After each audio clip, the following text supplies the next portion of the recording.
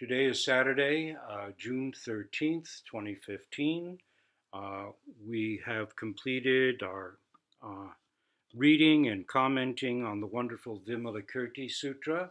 And so today we will re-enter Zen tradition formally with a teisho on a koan.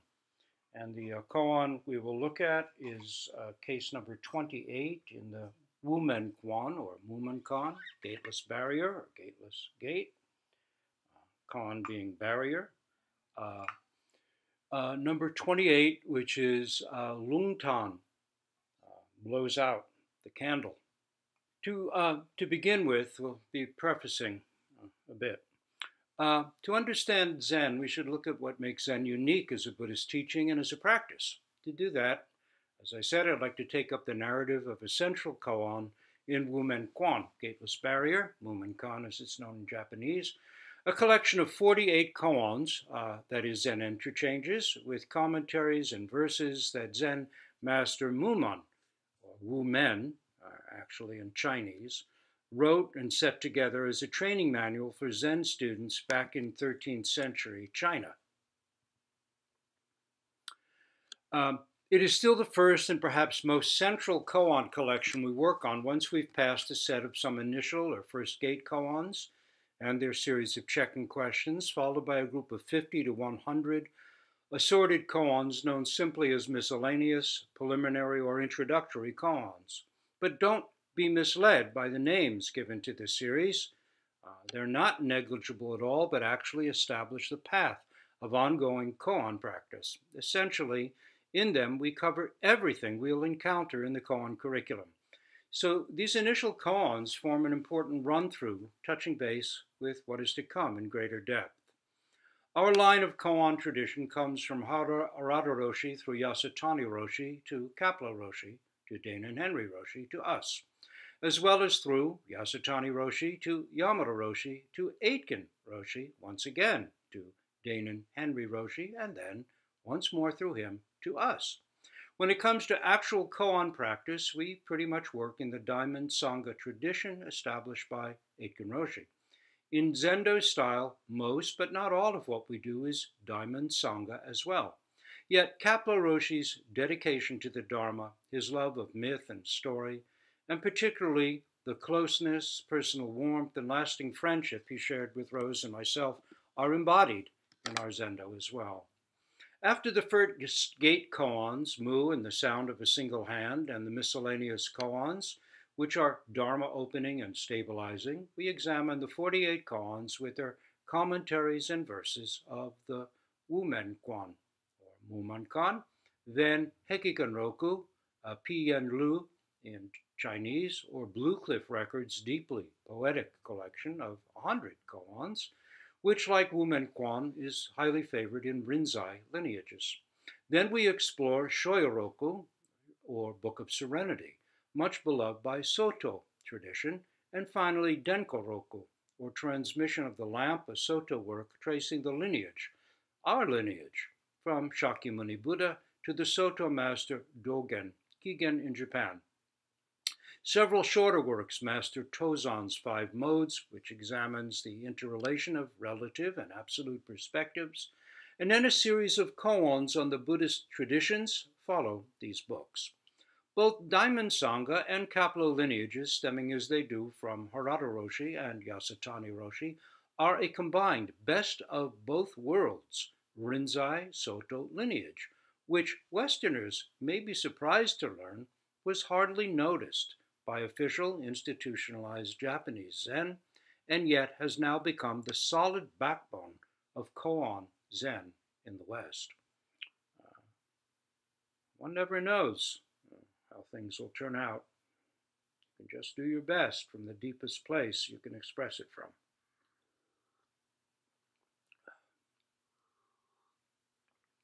Case number 28 in the Wumen Kuan, or Muman Kan. Rungtan blows out a candle. In Japanese, his name would be Ryotan. Reads as follows. Teishan, in Japanese, his name would be Toksan. Teishan went to Lungtan and questioned him sincerely, far into the night. It grew late, and Lung Tan said he had better retire. Deshan made his bows and lifted the blinds to withdraw, but was met by darkness. Turning back, he said, "It's dark outside." Lung Tan lit a candle and handed it to him. As Deshan was about to take it, Lung Tan blew it out. At this, Deshan had sudden realization and made obeisance. "What truth did you discern?" asked Lung Tan. Deshan replied, "From now on, I will not doubt the words of any of the great Zen masters of the world." The next day, Lung Tan took the high seat before his assembly and declared, "Among you monks, there is a brave fellow whose fangs are like swords and whose mouth is like a bowl of blood. Strike him with a stick, and he won't turn his head to look at you. One day he will climb the highest peak and establish his way there." Deshan brought his notes and commentaries on the Diamond Sutra before the Dharma Hall and held up a torch, saying, "Even though one masters all the profound teachings, it is like placing a single hair in vast space. Even though you have learned all the secrets of the world, it is like throwing a drop of water into a deep ravine." And he burned up all his notes. Then, making his bows, he took leave of his teacher. Well, to understand this case, it's one of the very few in which the commentary on the case, and in the Wumen Kuan, there's the case, the commentary, and the verse.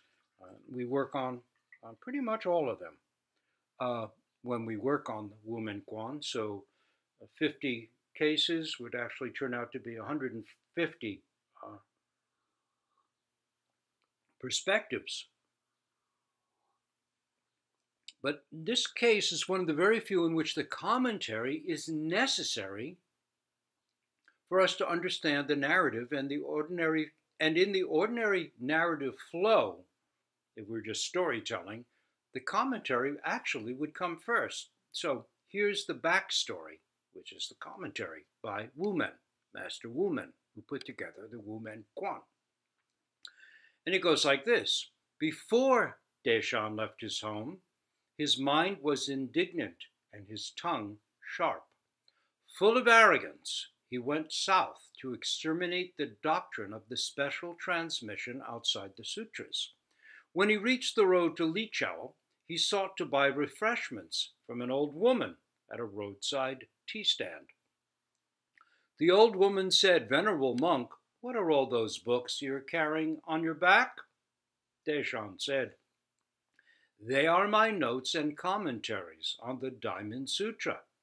The old woman said, "I hear the Diamond Sutra says past mind cannot be grasped, present mind cannot be grasped, future mind cannot be grasped. Which mind does your reverence intend to refresh?" Deshan was dumbfounded and could not answer. Unable to die the great death under the old woman's words, he asked, "Is there a Zen master nearby?" The old woman said, "Master Lung Tan lives about half a mile from here." Arriving at Lung Tan's monastery, Deshan was utterly defeated. His earlier words certainly did not match his later ones. As for Lung Tan, he seemed to have lost all sense of shame in his compassion for his son. Finding a bit of a live coal in the other, he took up muddy water and drenched him, destroying everything at once. Looking at the matter calmly, you can see it was all a farce. Well, this is both a wonderful koan and a wonderful example of Zen language. I can think of no other Buddhist tradition of practice which such things would get said, finding a bit of live coal in the other. He took up muddy water and drenched him, destroying everything at once. This is quite a statement. It's about a teacher helping a student come to really deep realization, and doing so brilliantly. Woman Says, he just took up muddy water and drenched him. And then he says, looking at the matter calmly, you can see it was all just a farce. This is the language of Zen. It's very beautiful, actually. Very colloquial, very poetic, very down to earth. I find it so refreshing. It's not, our wonderful, glorious teacher made the light appear, and there's no rosy language in it at all. It makes it so profound. It in itself takes everything we project onto religious or sacred or spiritual experience away. That's part of its genius. So, finally, here's some backstory to this backstory. Here's a bit of the history that lies behind what I just read as the commentary, which is the backstory to the case. And should have come first, but Wu Men doesn't put it first. So, Taishan, or Tokusan as he's known in Japan, was a noted scholar of the Diamond Sutra, a man dedicated to the traditional Buddhist teaching of gradual enlightenment through study of the sutras and Vinaya, or the moral ethical teachings. This traditional path is said to lead over lifetimes through the 10 stages of bodhisattva activity and bring one ultimately to Buddhahood.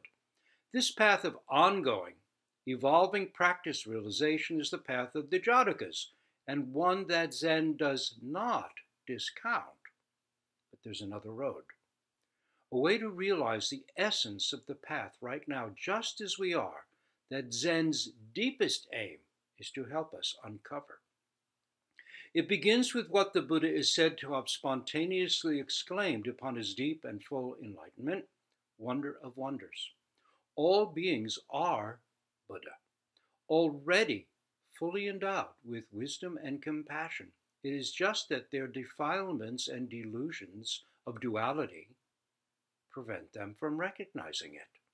And it continues with Bodhidharma, who is said to have said, there is a teaching beyond words and letters, not dependent on any written sutra, a direct pointing and awakening to mind itself. Here is where Zen begins and where it takes its stand. Zen is not grounded in belief alone, but an experience of the living fact of our own nature right now. It is not something we get in the future. We can't get it because it has never been lost. But we can awake to it and realize it. And to realize this, we have to do the work of practice awakening, which is exactly what Zen helps us do. Back to Taishan. An upholder of sutra study and the many-staged ongoing bodhisattva path, he was a classical Buddhist living in 9th century Tongara China, the so-called Golden Age of Zen. This was a flourishing creative period when things were hopping in the arena of enlightenment and dynamic presentational teaching. Not just academic presentation was taking off. Taishan himself was something of a hothead, a volatile, ferocious, self-confident type, aggressively sure of his own view. An extremist, he would brook no divergence from what, by dint of hard work, intelligence, and study, he himself had come to understand as truth. The truth. I've got it, was his view. Naturally, when he heard that there was something called Zen that thought there was a special transmission of Dharma realization outside his beloved scriptures, a truth that needed no grounding in extensive study, but asserted that one could realize one's own nature and awake to fundamental Buddhahood now, just as we are, warts and all, without going through lifetimes of study and development, he was incensed. As he wasn't the type to sit around and complain, he took it upon himself as a noted authority, such an expert on the Diamond Sutra that his nickname was Diamond Joe, Zhou, Diamond Joe, like Diamond Joe or Diamond Charlie, because he knew the text so well. Uh, he was going to go out and out and overcome this nest of heretics, of devils. He felt it was his duty to overcome these Zen blasphemers in the south of China, who, as followers of the sixth patriarch, taught that sudden realization of enlightenment was possible to anyone, even the illiterate. One did not need to go through countless progressive stages, so the Southern school said, to realize the reality of the ground beneath one's own feet. Indeed, the Sixth Patriarch Sutra, one of only two in the entire canon, to not focus on the Buddha himself, the other being the Vimalakirti Sutra, of course, slaps classical Buddhism's graduated path in the face. The sixth patriarch was said to have been a young, illiterate woodcutter. Yet when he heard a portion of the Diamond Sutra being recited by a monk, he suddenly, spontaneously experienced profound enlightenment, and in time, after much hardship and experience, became a most noted and skillful teacher. Hearing of this travesty emerging from such teaching in the South, Deshan, the expert on the Diamond Sutra, strapped a heavy wooden box containing the Diamond Sutra, his sutra commentaries and notes onto his back, and lugging this burden of learning, marched off to give them what for. On and on he marched, one foot after the other, that heavy box up on his back. After walking hundreds of miles, just before reaching his goal, he came to a roadside stand where an old woman was selling tea and buns. Tea cakes were known colloquially in China at that time as mind refreshers. Wiping his brow and setting down his pack, he asked for tea and cakes with which to refresh himself. The old woman was one of those Zen grannies, who in less patriarchal times might have been running a monastery herself, guiding students. By the way, in the patriarchal line, as we chant it, you'll notice certain names are italicized. These are the names of deeply realized women ancestors that Diamond Sangha has put back into our lineage. Instead, going back to the granny, here she was selling tea and cakes, watching hawk-eyed for uppity monks whose understanding and practice she might poke at or poke through. When she looked at Deshan, she knew she'd found a live one. So she asked sweetly what it was he was carrying around in that heavy pack on his back. Oh, he could hardly deign to speak of such lofty matters. With an old tea-selling woman, but he finally answered, probably loftily, "Why, in this pack is the Diamond Sutra, many learned commentaries, and my own profound notes on the sutra, dear old woman." "Ah," she said, as if awed, "imagine that. Blink, blink. But tell me, venerable sir, I, just an ignorant old woman, have heard that the Diamond Sutra says, what was it? Oh, yes, past mind cannot be grasped. Present mind cannot be grasped. Future mind cannot be grasped. If that's so, venerable sir, which mind will you refresh with these cakes and tea? If you can tell me, I'll give you my mind refreshers for free. But if you can't, you won't get any." Diamond Joe sat there stunned. He could not answer. He saw in a flash that he had been pierced through by an old woman.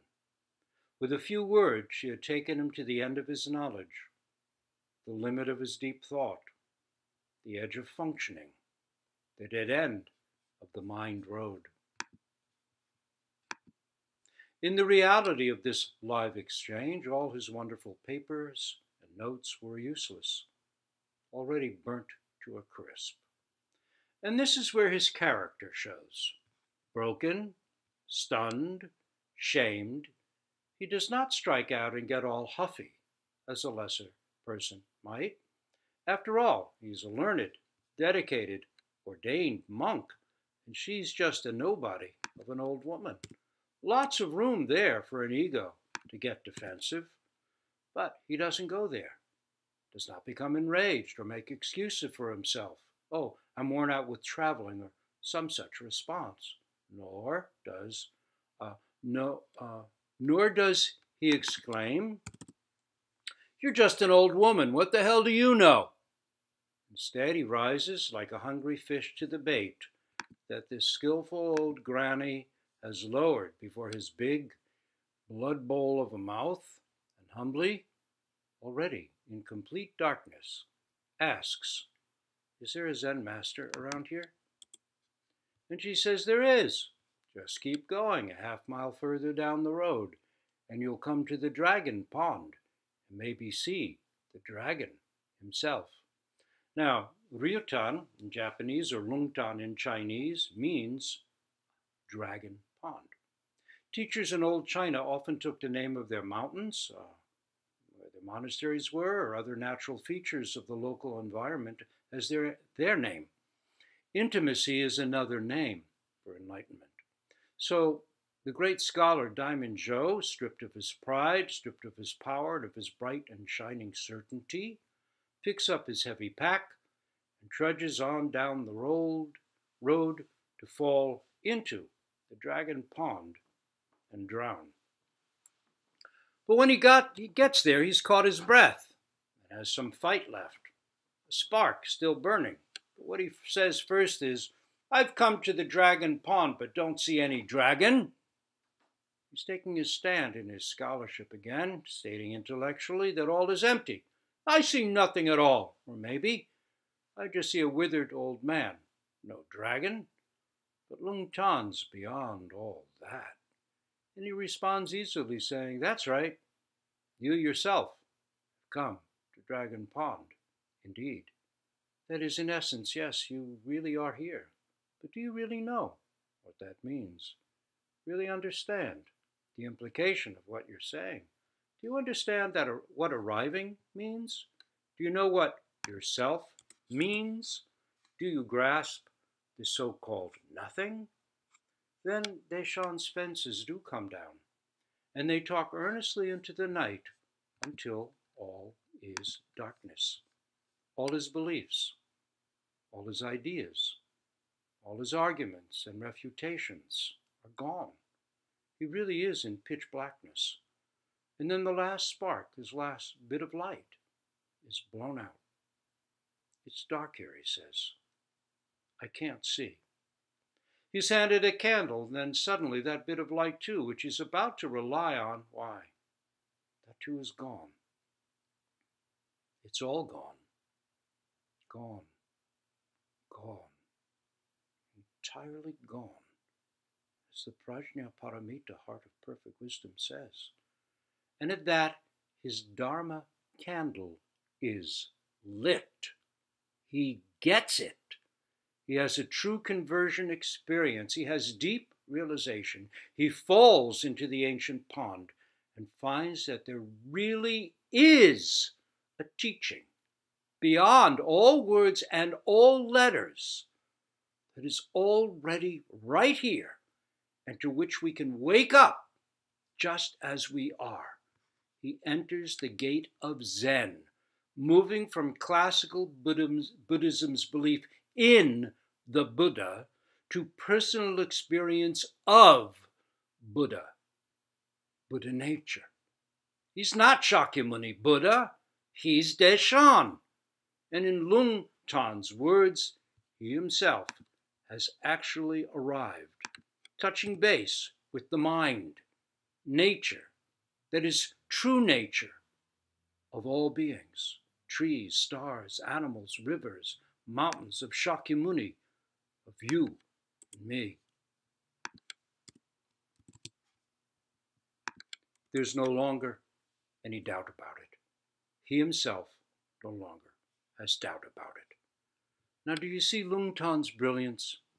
He teaches Deshan without using words or letters.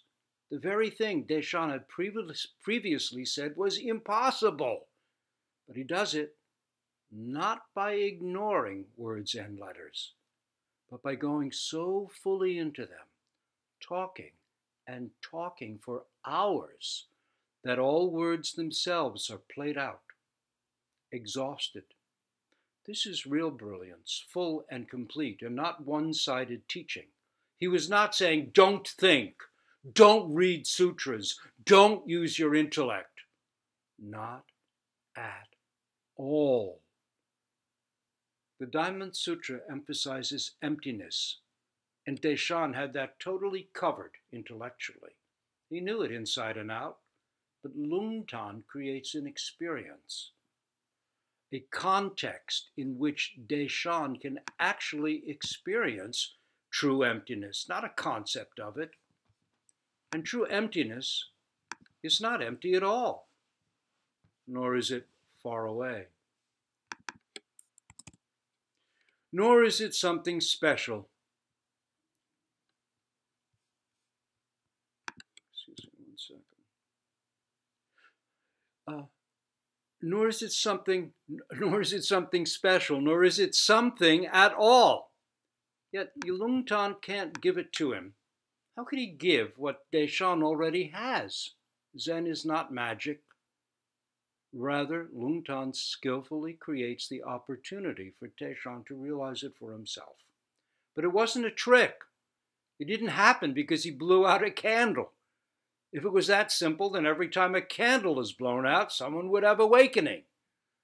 Then again, it is so simple that blowing out a candle was all that was needed. Ripeness is all. The long-awaited moment comes. It's dark out there, says Deshan. I can't see a thing. His thinking, grasping, separating, thought-filled mind is empty. There's nothing left empty. Everything is totally dark. No distinctions can be made. He sees nothing, knows nothing. He's no longer caught up in thoughts of emptiness, sutra, Buddha, Dharma. It's just dark. He may not be consciously saying that, of course, but Lung Tan hears it and reads it exactly right. Could you give me some light? Is indeed what he's asking. And isn't that what we're all asking of our teachers, of our practice? I'm in darkness. Could you give me a little light? Deshan's mind, now empty of all concepts, all learning, all pride, all sureness, is ready. Being in such darkness is the foundation of true light. He is close to the truth. Everything he'd been carrying is gone. Master Lung Tan sees this, walking step by step over hundreds of miles, that pack on his back, repeating his arguments over and over, being overcome by an old woman and then by Lung Tan. Deshan has really come to the end of the mind road. After hours of intense conversation, all he sees is simply what's before him: darkness, night. Then, as Master Lung Tan's about to hand him the literal light he needs to see by, Lung Tan quickly blows out the candle. Here's your emptiness. Here's your realm, complete and whole, as it's always been. Everything's gone. And with that, the last bit of Deshan's self-clinging is blown out. Self-centeredness is blown out. Nirvana means blown out, extinguished like a candle in the wind. Greed and self-centeredness is clinging to a concept of a separate me and here, you out there, anxious, lost, confused, separate self. The one we all know so well is blown out. It may have lasted for an instant, but the consequences roll on through the ages. Even so, he's still not yet mature. He's there all right, has passed the gate, but has not yet fulfilled his potential. He's still the wild extremist, too. First his pendulum swung one way, now it goes the other. And so, in his newfound, vast, empty joy, the old extremist burns his beloved sutra, burns all his cherished commentaries and notes, saying, in essence, written teachings cannot begin to compare to the reality of my own mind. They are useless. Such a hothead. Such a hothead. But he does have something now, something that is so far beyond his former beliefs and understanding that all he'd once relied on now seems inconsequential, like so many tiny drops of water falling into a deep and great ravine. This is what Zen offers each of us, that we too can experience to one degree or another this joy and freedom, that we each can have such a conversion experience, touching base with our own mind, our own nature, just as we are, hot-headed or cooled out, no longer thinking that the goal lies far away.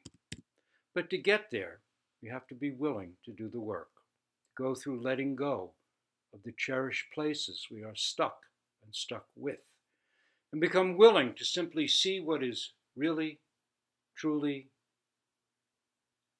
what simply is. Let's put it that way. And that can take years and lots of work, lots of zazen, teisho, doksan, sesshin.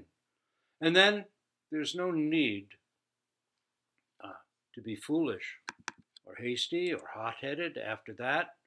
No need to burn up or destroy our old world, calling it worthless. Instead, as lay people, we go back to all we've temporarily left or seen beyond. Only now we have a clearer understanding and better spirit about it, and more humor, perhaps, as well, and certainly a bit more equanimity. And as for sutras, why, reading sutras can be important, can be quite nourishing. It's simply not the end of the road. It's not where we stop. There's a Zen saying, the ancient teachings illumine the mind, and the mind illumines the ancient teachings. The ancient teachings illumine the mind, and the mind illumines the ancient teachings. Yamada Roshi was reading a Zen book on a train, and that triggered something important. You can read about that in his account of his enlightenment experience in the 3 Pillars of Zen. Reading is not discounted at all. In working on this koan with the teacher, a student is called on to actualize that mind, realize that mind of Deshan and of Lungtan too, to enter the dragon pond and arrive, which means not just intellectually, like Deshan early on, carrying that pack on his back. Instead, now we too shed everything and present it as a living fact, maturing, as this koan points out, from an initial slight insight, which is what most kenshos are these days, can go on and on, endlessly.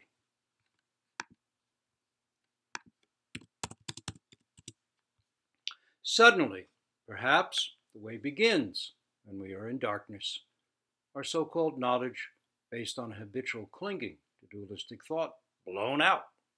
Still, this probably will only come about gradually, after years of practice, study, and persistence, like the sudden fame that arises for an unknown actor after years and years of small roles and bit parts. And then, also gradually, our true non-dual life reveals itself further as we continue on. Maybe we even find time to rewrite all those notes we hastily burned up. It could come in handy now that we know what we're talking about. Sudden and gradual are not separate schools. Suddenly and gradually are the in-breath and out-breath of life. Suddenly, again and again, as we keep going, deeper understanding is realized. Gradually, as we keep going through life's ups and downs, joys and sorrows, highs and lows, laughter and tears, depths and shallows. A life of gratitude and humility becomes not a note in a book, not Deshan's life or Lungtan's or even Shakyamuni's, but our own. To work on a koan is one way our tradition offers to burn up what Bob Dylan in Tombstone Blues rightly called our pointless, useless knowledge, the dead weight we all inevitably accumulate and carry around on our backs and make so much of, the stuff we identify with that separates us from intimacy with sun, moon, rain, wind, sickness, health, children, partners, squirrels, crows, and stars. But let's be clear. There's nothing wrong with knowledge. It is, after all, the final, that is, 10th paramita, the jnana paramita of classical Buddhism. Zen is not anti-knowledge. The masters of old were learned women and men. Doubt has even been cast on the revered myth of the illiteracy of the sixth patriarch. It makes a Zen point in a dramatic story. Was he really unlettered? Deshan is taken to task by our koan tradition for dramatically burning his notes. Still, his glorious, unfettered joy in realizing just what all those notes have been pointing to should make us sit up and take notice. Just when our burden may seem heaviest, Zen can help us step into the darkness and then, as a final gift, blow out our candle. Could you ask for anything more?